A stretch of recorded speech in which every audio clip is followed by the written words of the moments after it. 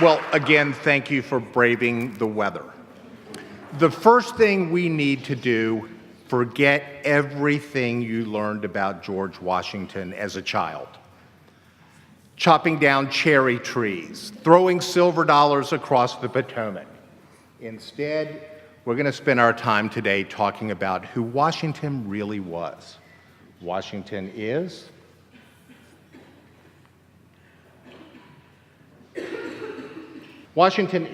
an entrepreneur. He is an inventor. And he is a visionary farmer. Washington is going to inherit 2,100 acres. He is going to inherit a very modest farmhouse. Washington will be a farmer. He will start farming the Potomac. In a letter to his friend Arthur Young, Washington wrote, "This river is well supplied with various kinds of fish at all seasons of the year, and in the spring with the greatest profusion of shad, herring, bass, carp, perch, and sturgeon. Several valuable fisheries appertain to the estate. The whole shore, in short, is one entire fishery." From a little bit more historical perspective, Captain John Smith from the Jamestown expedition sails up the Potomac and notes that the fish were lying so thick with their heads above water as for want of nets, we attempted to catch them with frying pans. Washington is pulling shad and herring from the Potomac. In good years, over 1.5 million. Everybody at Mount Vernon, save the cook and housekeeper, would be down processing fish night and day. The general wrote that when the fish are running, we must haul night and day.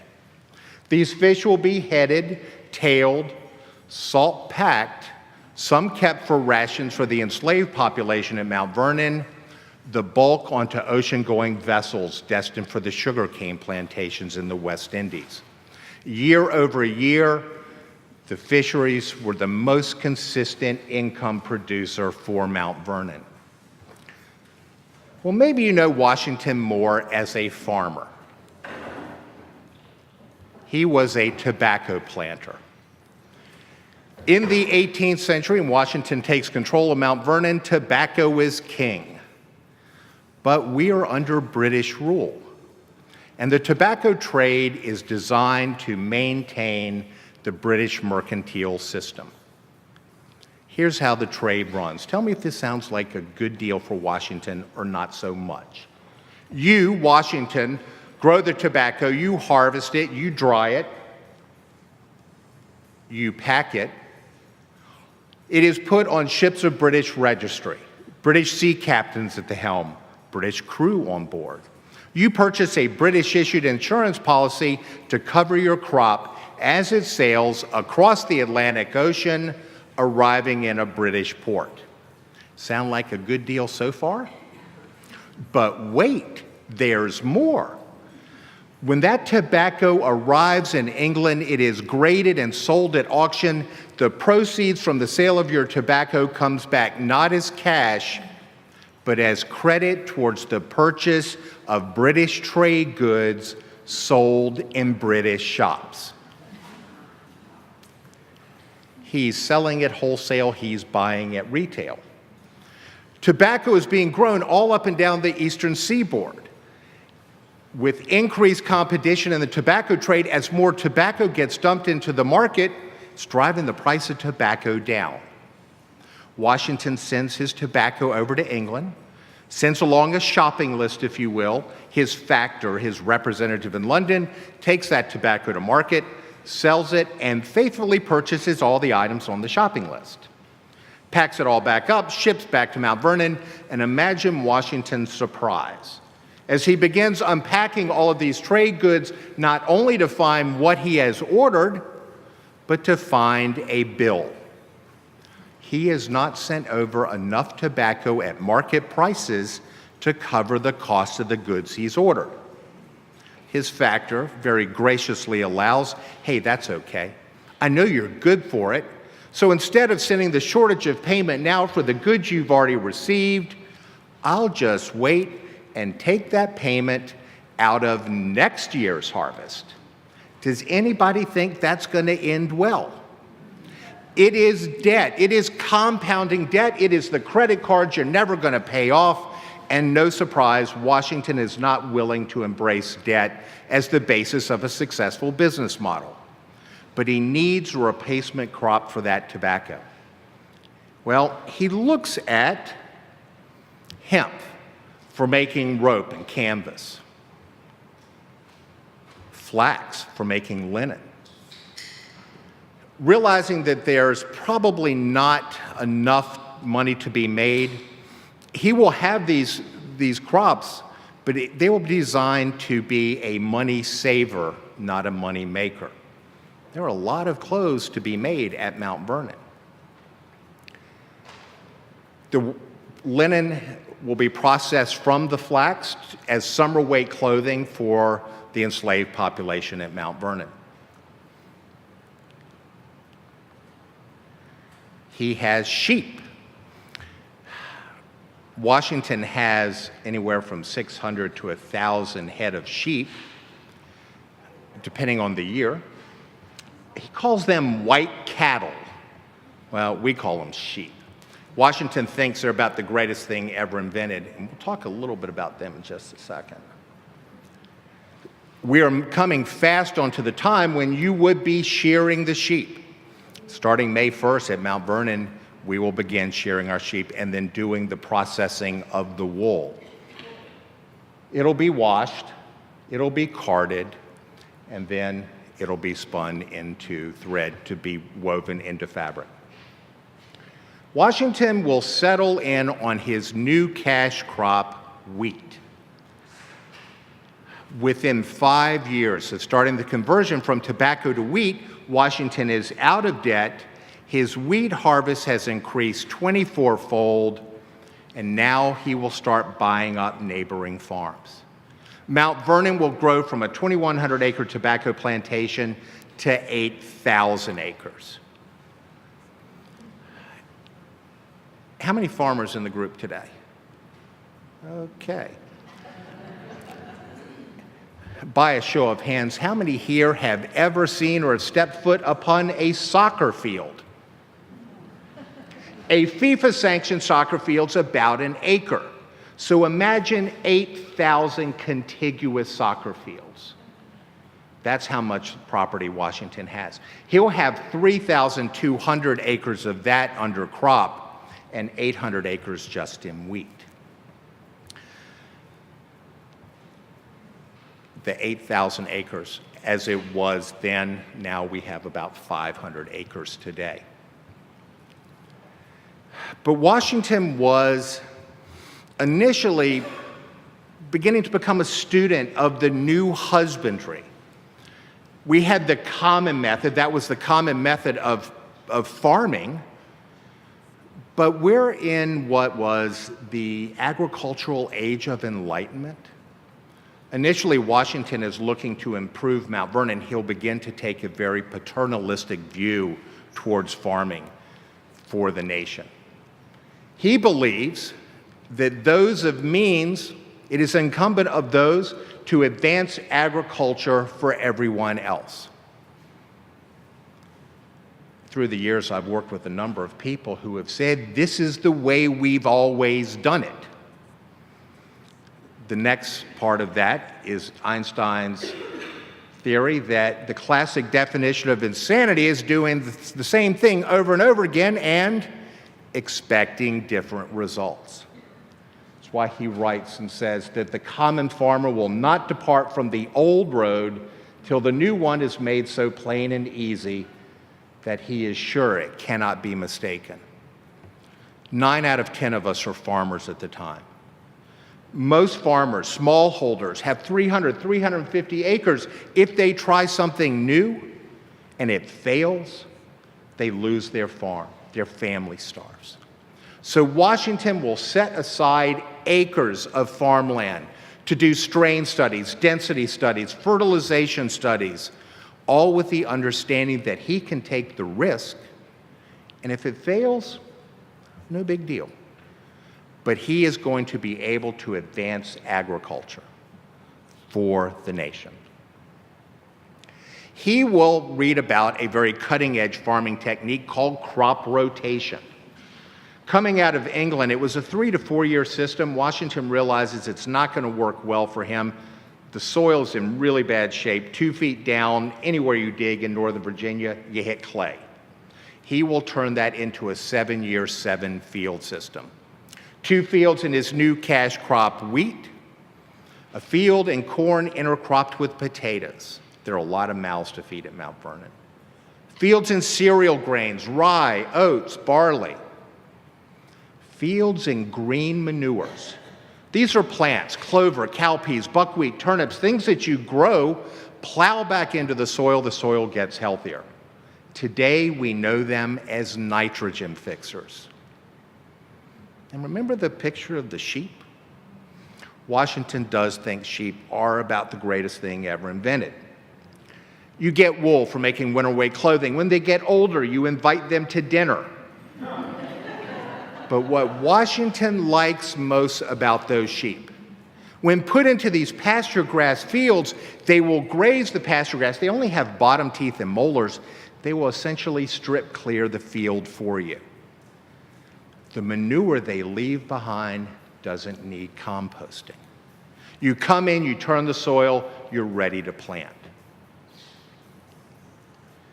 Well, Washington is all about fertilizers. One of my favorite quotations. When I speak of a knowing farmer, I mean one who understands the best course of crops.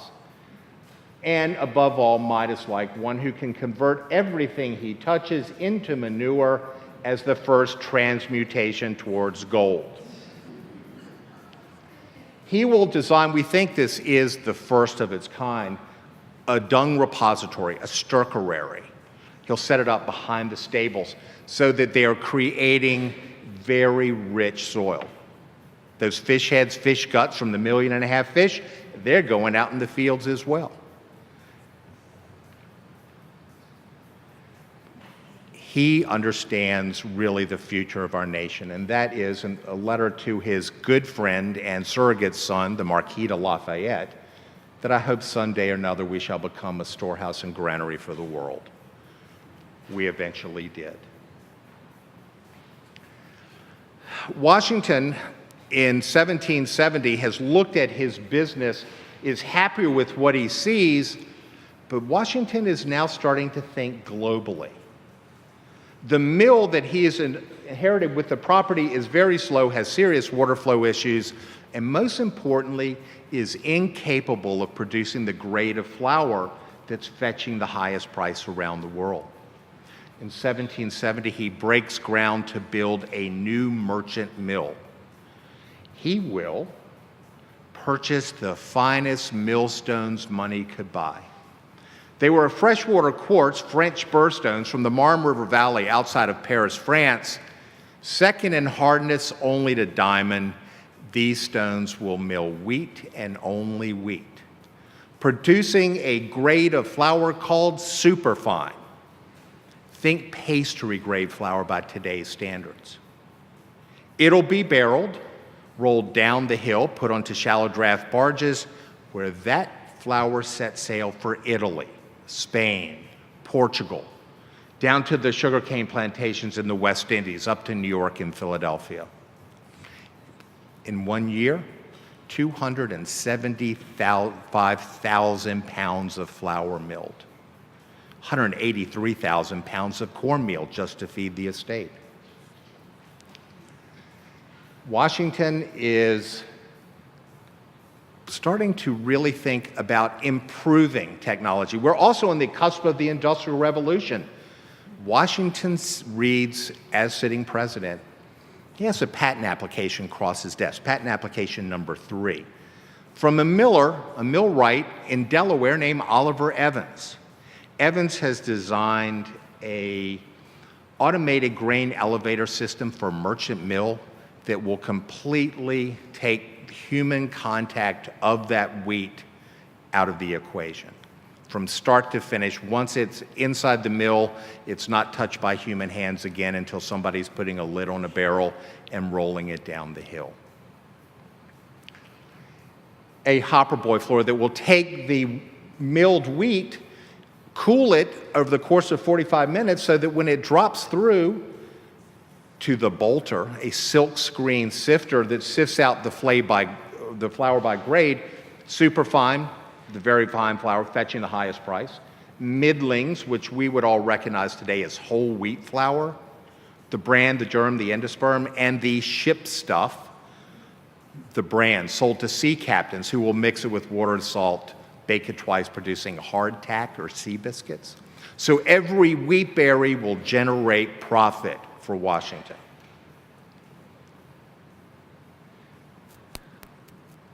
As a farmer, Washington is looking for new ways to improve his farming operation.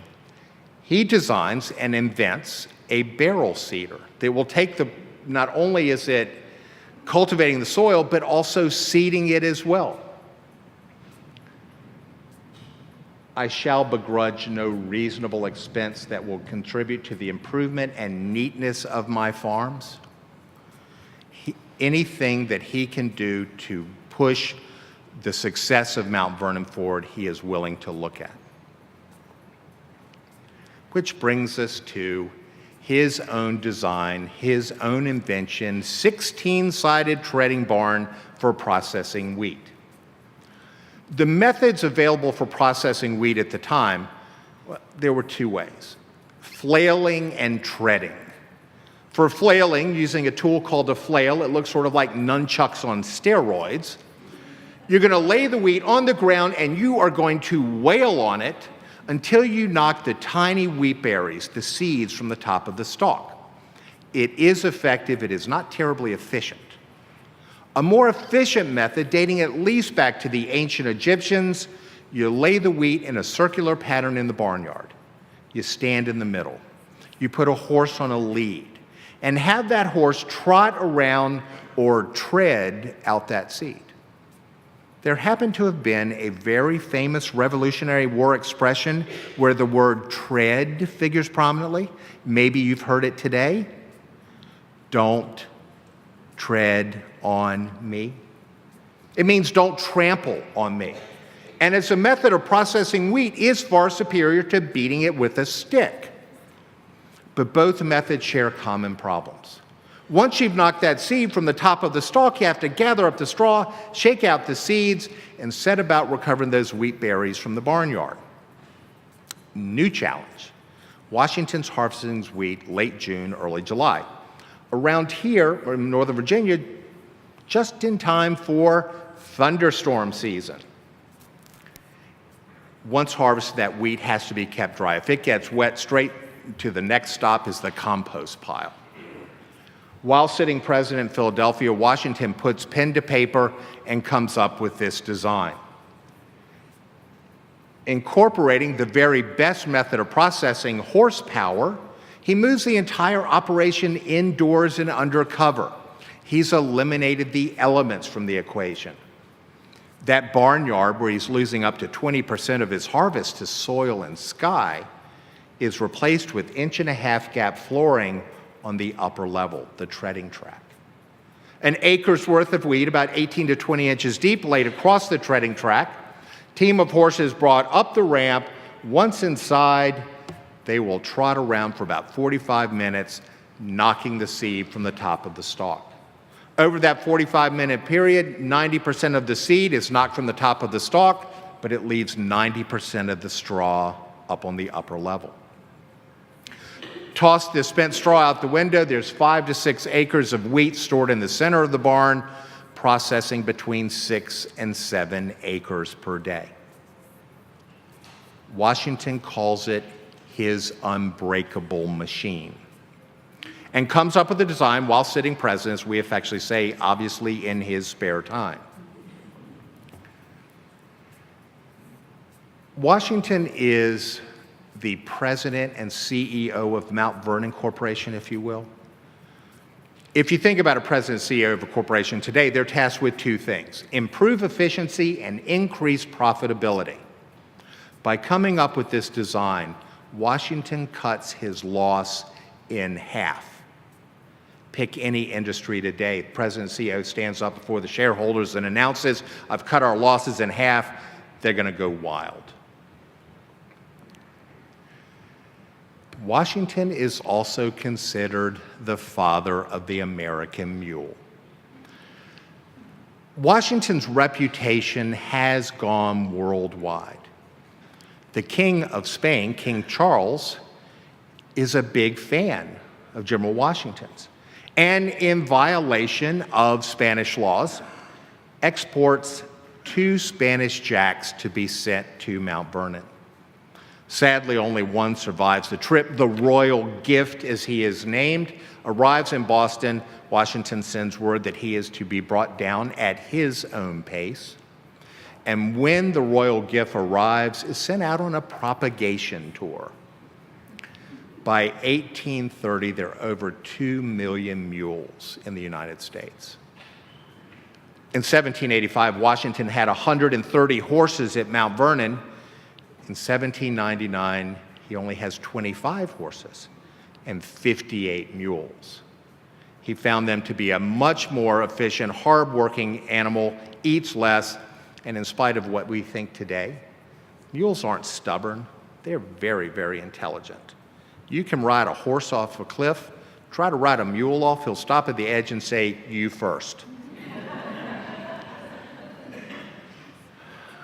Washington is in Philadelphia serving out the last few months of his second and final term as president when he receives word that his farm manager will not be returning for his 1797 contract. Washington starts a job search and will find a new farm manager in the form of a Scot named James Anderson. Anderson arrives at Mount Vernon, rides the 5 farms, sees Washington's growing corn, rye, barley, sees that beautiful mill next door, and immediately has the aha moment. We should be making whiskey. He probably goes looking for the still. If you're a farmer of any consequence in the 18th century, high likelihood you'll have at least one still. It's a great way to take excess grain and turn it into currency. He doesn't find a still, writes to the general in Philadelphia and says, "We're going to make whiskey." Washington promptly writes back and says, "No, we're not." Well, let's look at it from the general's point of view. He's about to turn 65. He is looking towards what I think we would all agree, a well-deserved retirement from public service. He is especially concerned with the type of people that might be attracted to a distillery. He already has a problem with the idlers, he calls them, people just hanging around the mill. He can see no good coming out of adding whiskey into the mix. But for Washington, the most compelling argument, and by his own admission, "I am unacquainted with making whiskey." He doesn't know anything about it. But Anderson has arrived at Mount Vernon armed with a lifetime of farm management, livestock management, and distillery operations experience. He sees Washington has everything he needs to be wildly successful in the distillery trade, absent the stills and desire. Anderson will be like a dog with a bone. He is bound and determined to convince Washington that making whiskey at Mount Vernon is good business. You want the general's attention? Say good business and he'll hear you out. Washington will authorize the purchase of 2 copper pot stills, instructing Anderson to set up in the cooperage, the barrel-making house at Mount Vernon. Do a test run, show me, prove to me this is all you say. Anderson will report after his test run, he's produced over 600 gallons of common whiskey. It has sold at a handsome profit, but with the notation, "General, I am unable to keep up with the demand." You think it's time to build a distillery? When they break ground in October of 1797, Washington is back in residence. He will be there every day during construction. only takes them 5 months to get the distillery built. They'll take the 2 stills from the cooperage, purchase 3 additional, bring in a dedicated labor force, 6 young male slaves aged 14 to 24 to do the work. In the first year, they produce 4,500 gallons of whiskey, and it all sells. Now, it sounds like a lot. 1799 rolls around, they come up just a few gallons shy of 11,000, making it not the largest whiskey distillery plant in the nation, but the most productive. For a little current frame of reference. Started about the same time in Kentucky, there's a gentleman named Jacob Beam. That name sound familiar? Maybe his friends know him better as? He's the one. Washington operation crushes his as far as output. But as good as 1799 was for making whiskey at Mount Vernon, in the big picture, it ends on a very sad and somber note. The general passes away. His nephew, Lawrence Lewis, married to Nellie Custis, Martha's granddaughter, inherits Stowe Run Farm. Lewis is not the businessman Washington was. He was certainly not the entrepreneur. Interpersonal skills suspect at best, so much so that shortly after Lady Washington's passing, a fight between Anderson and Lewis, the Andersons pack up and leave.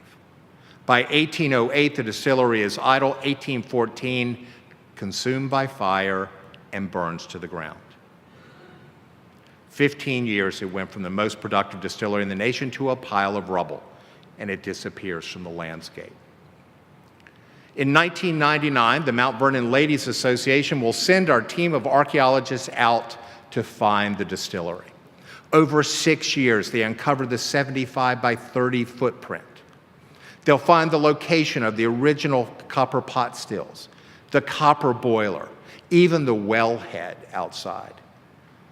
We break ground 2005, 2007, that faithfully reconstructed distillery opens to the public. Over the next several years, we will talk about Washington in very broad terms.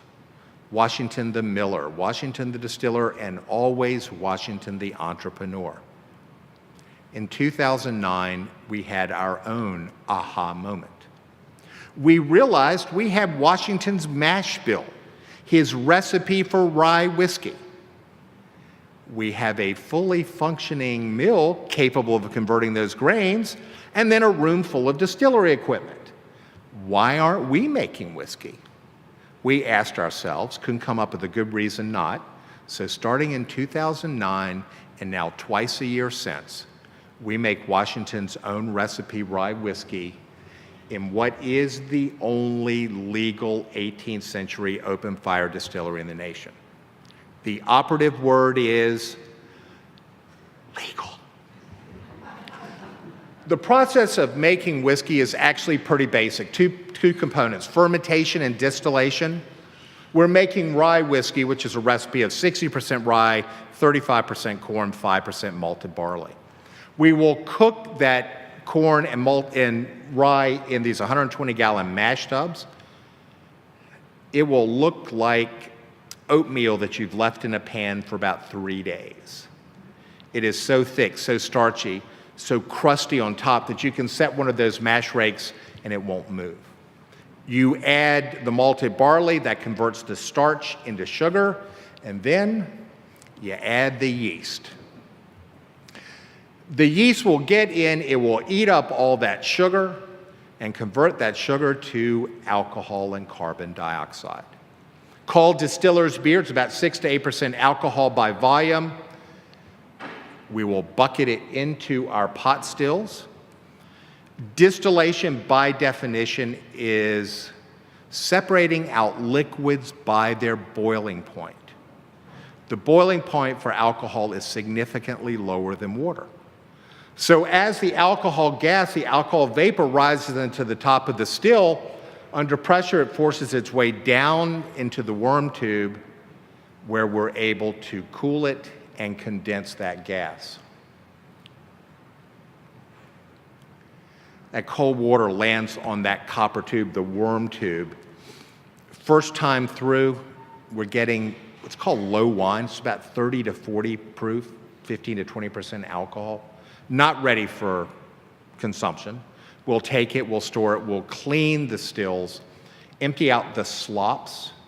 Anderson, in his big picture understanding, will pen cattle and pigs outside the distillery, feeding them what is a protein-rich, easily digestible, mostly alcohol-free diet. They love it. Stills are cleaned, low wine goes back in, we repeat the process, second time through, we're getting our common whiskey. 80 to 90 proof. It is crystal clear. Into barrels, onto barges or wagons, taken into Alexandria, where local innkeepers, tavern owners, and shopkeepers are paying 60 cents per gallon. You want something a little bit more kick? Come and prepay. They'll run it through up to 4 times. Producing what was called rectified whiskey, 110, 120 proof. You'll pay $1 a gallon for that. But Washington has built his distillery as to make quite a bit of money. In the last year of his life, the net profit from the distillery exceeded the net profit from all of his other business ventures combined. And for the first time, Washington has really a ready money business model. Before, he's shipping flour to Europe, fish to the West Indies, waiting for payment to come back. That whiskey is on a barge or a wagon in the morning. He's counting his cash at the end of the day.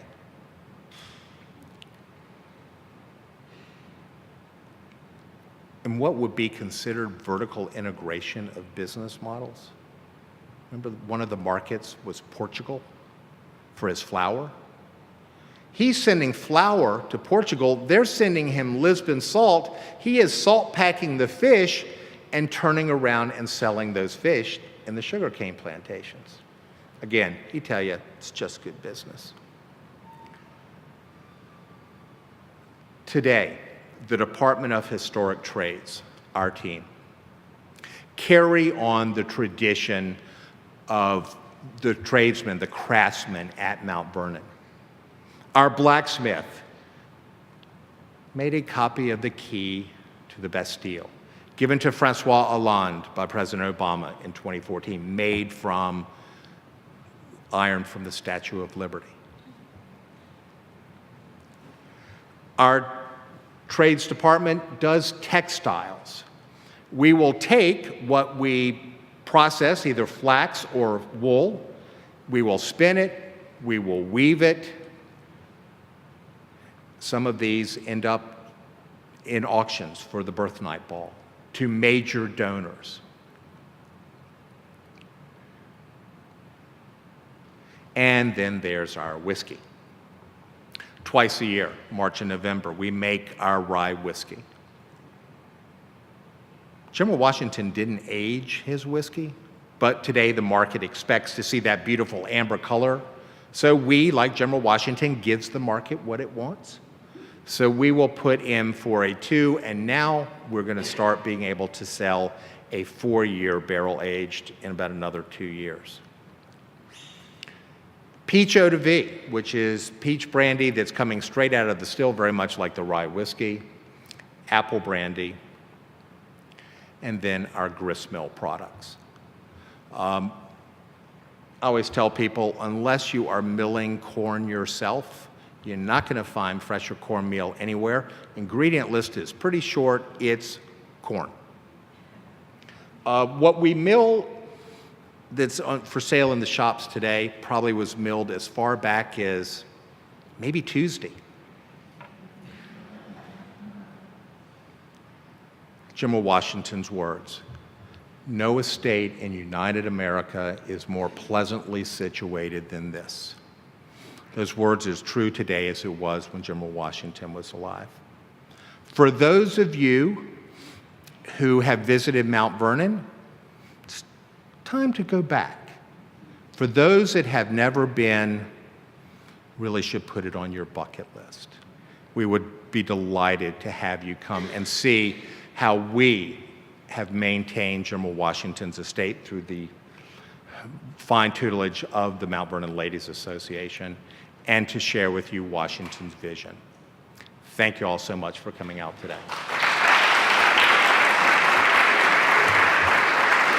Time for some questions? Absolutely. Yeah. Great job.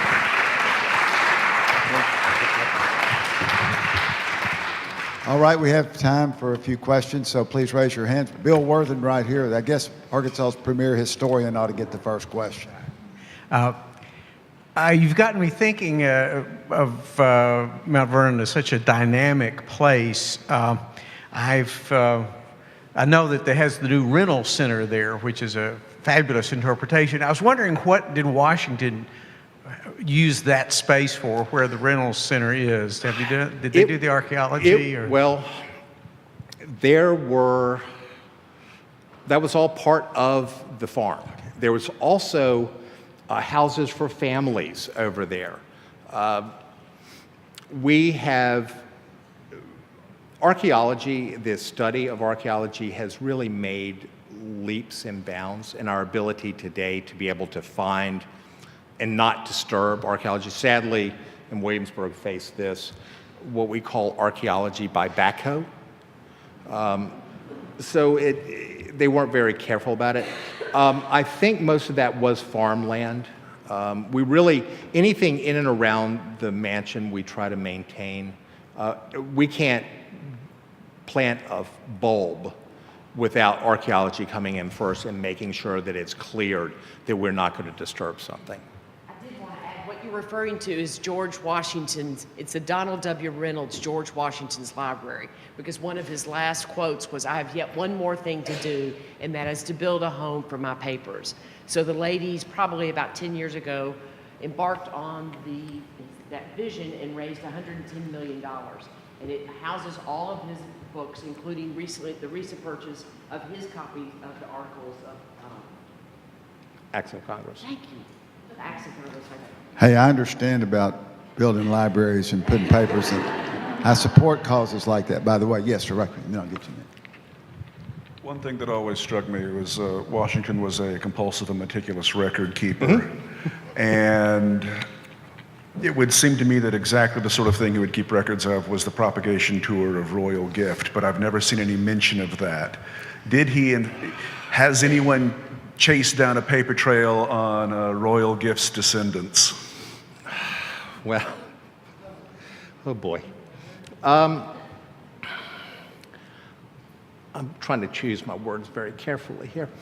The Royal Gift arrives and is unimpressed with the American mayors. Washington wrote that he hopes that he will settle into our more Republican pursuits. Lafayette has an amazing sense of humor too, will give the Knight of Malta, who he says is not so full of the Catholic majesty. As far as how they were able to trace bloodlines, I'm not sure if anybody has ever done it, and I don't even know how they would. But the fact that they went from 0 to 2 million in the course of about less than 40 years is stunning.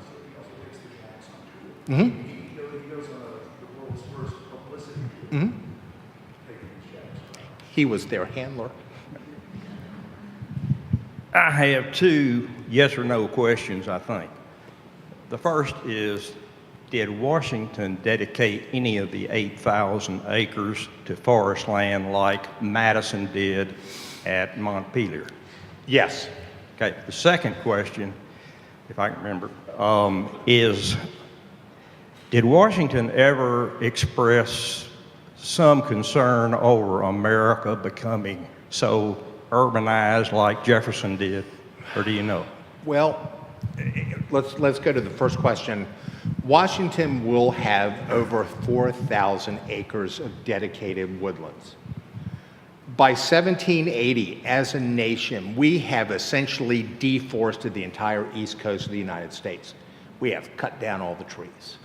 And Washington recognized that those trees not only for the health of his land, but also he didn't want to find himself walking up to his neighbor's property line and looking back going, where are all the trees? He was an avid fox hunter. He liked to bring his friends to Mount Vernon and take them fox hunting, and he has slaves that are dependent on those woodlands for trapping game for themselves. The second question. Again, through his travels, he has seen urbanization, but it's actually going to help change his thought process, especially as he goes up into the Northeast. That'll ultimately change finally change his perspective on slavery, that you're able to have a workforce up there that is not enslaved. Does that answer your question? Well, if not. Any other questions? Anybody else have a question? Yes, right here. Well, microphone coming at you. I do a lot of work on early American textiles, and in all the reading, I have never found anyone to be able to answer this question for me, and I hope that you will be able to. So flax is very labor intensive. From the time you would harvest it till you could actually weave it is very labor intensive. I have been trying to find what the time frame between harvest and weave would be. Okay. Can you give me a ballpark on what that would be? I can. Much of it, as is the case with curing tobacco, is weather dependent. We will do this, we will harvest it, we will dry it, we will red it, and sometimes that means for them putting it into a running creek. For us, we will lay it out on grass and let the dew do its thing. Within about 8 weeks, and I will confirm this, and let me get contact information for you, and I will overwhelm you with information about this. Within 8 weeks, I think, from the time you've harvested it, that you're ready to start processing. I think that's a pretty safe ballpark. But make sure I get your contact information, and I promise you, you may rue the day that you ask that question. Yes. Go, Charlie. Where on the grounds is the distillery? It is actually in the original location. The mill is built on its original foundation, as is the distillery. It is 2.7 miles from the traffic circle in front of the main estate. People will often ask us, well, why did he build it so far away? Well, that was all his property. And he chooses that location because of the creek that comes up behind. That's infrastructure for him. That's how he thinks. A tidal creek that allows him to have transport. So 2.7 miles included in your ticket price for the main estate. We are open April through October, and then in November through March is when we do our whiskey runs, when we are closed to the public. One more question. This is a suggestion to one who's so active in the Bar Association. I think every lawyer that practices law in this state ought to be required to go to Mount Vernon and learn, because it's there for you and it's a beautiful restoration. I know of no equal, and I'm a fan of Williamsburg too. Thank you. Hear, hear. Okay, you. That's my uncle.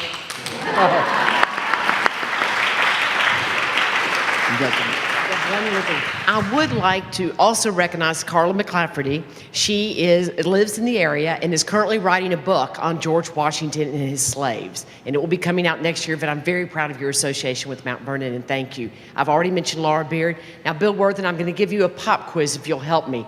I'd like you to help bring this home to Arkansas, and that one of the very first vice regents, Mrs. Loughborough, came back and petitioned the Senate when they were about to tear down those buildings that are currently the Historic Arkansas Museum. Would you elaborate on that or confirm my...